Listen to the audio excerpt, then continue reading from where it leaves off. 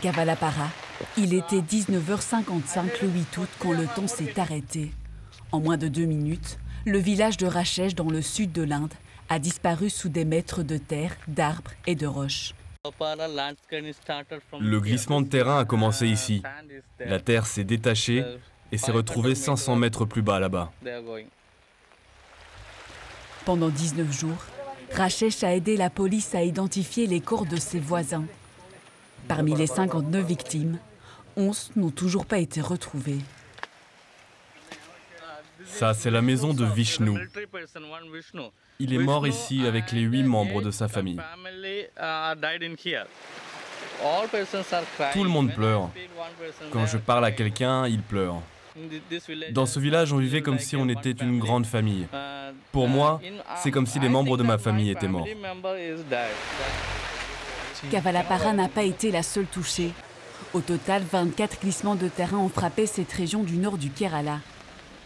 La cause, les trompes d'eau qui se sont abattus sur la région, mais pas seulement selon Tushar, chercheur en sciences forestières. Nous voici devant l'une des nombreuses carrières du secteur de Cavalapara. Dans les 10 km alentours, il y a 21 carrières comme celle-ci.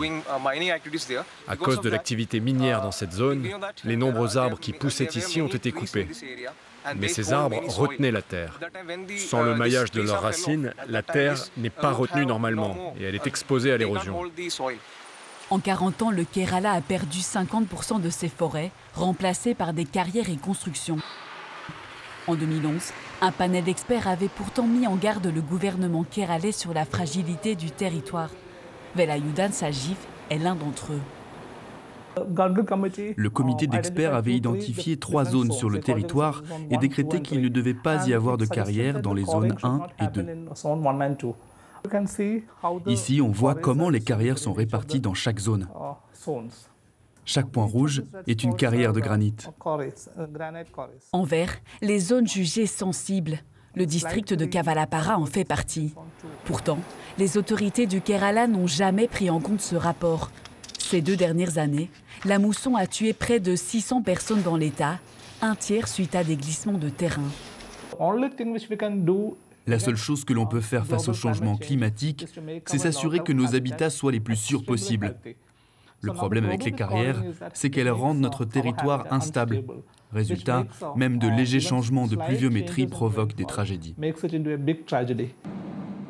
Partout, la roche du Kerala continue d'être extraite pour construire ses routes et bâtiments. Mais les montagnes et leurs habitants ne sont pas les seuls à payer le prix fort. Dans le reste de l'État, les lits des rivières sont grignotés pour leur sable, ingrédient principal du béton.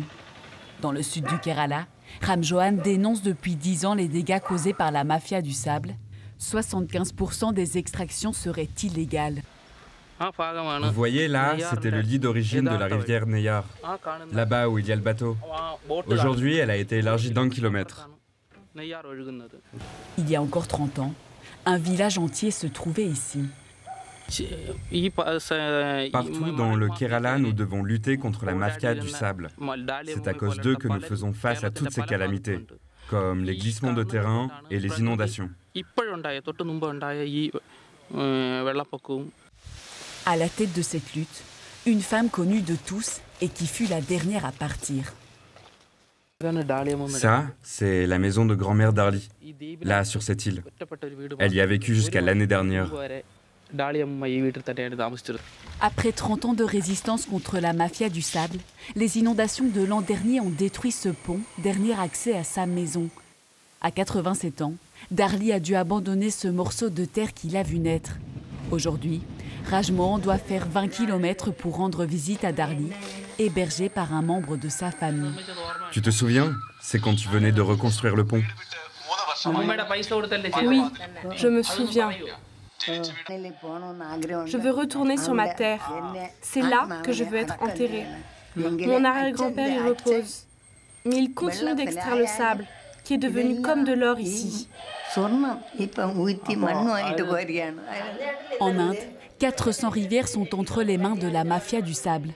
Darli est en procès contre ceux qui ont détruit la sienne et fait d'elle une nouvelle victime de l'extraction des terres du Kerala.